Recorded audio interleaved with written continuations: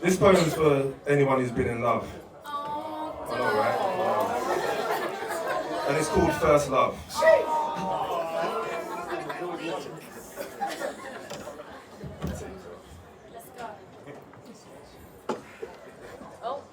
They say you never forget your first love. Now just imagine I'm sitting in my bedroom watching music videos on YouTube, then all of a sudden, out of the blue, just like that, I start thinking about you. It's because this music video was set in Soweto. So now as I'm looking on the screen, I noticed it's a place that I've been. And I was like, oh yeah, it was actually you that took us there. You were saying how it only felt right to be bringing me around, being that it was your part of town. And I was glad to be there. I remember buying about 3 or 4 necklaces to nurture friendships and bought this little carved out elephant that my brother Wiz, till this day, still keeps on his mantelpiece. It's funny how time goes. Funny enough, it's that same place where I bought you that brown coat. We'd call it your fly jacket. But see, all of that was nearer towards the end. I was thinking about the beginning, when we were more like friends. You know, to that little spark that we had to turn into a rip-roaring flame. I guess it all did add up, you know, with me being a writer and you a master of mathematics. We seemed to fit like magic. You see, once we got together, we spent every damn day together.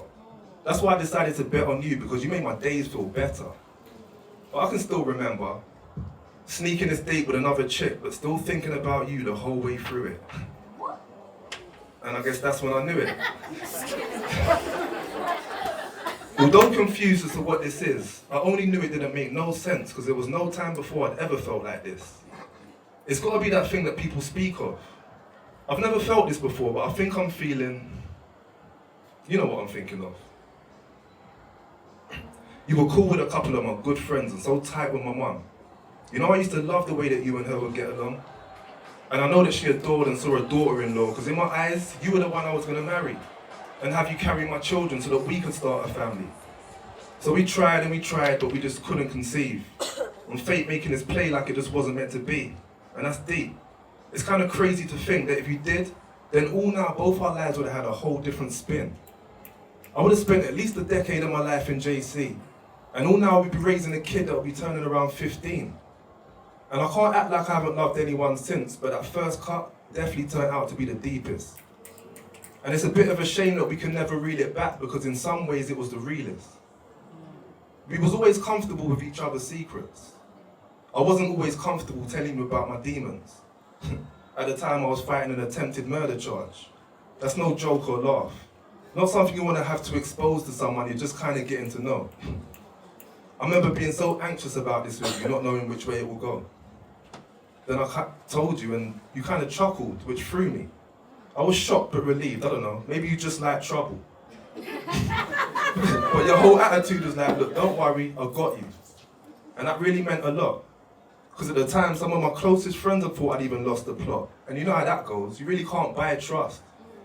And that's one of the many reasons why I had you right at the top. And yeah, I know I'm saying too much, but it's just no time to lie. It was just time for me to write about my definition of a ride or die. How there weren't ever a day or a night that you wasn't ever by my side. And you represented us with faith until it was a whole bus case. And yeah, I know it was a fuss, but not once did you judge. And it was still far from all bad. I mean, we had so much fun. So now I've given up this verse to reverse us and post up pictures of my past in the vein of my first love. Thank you.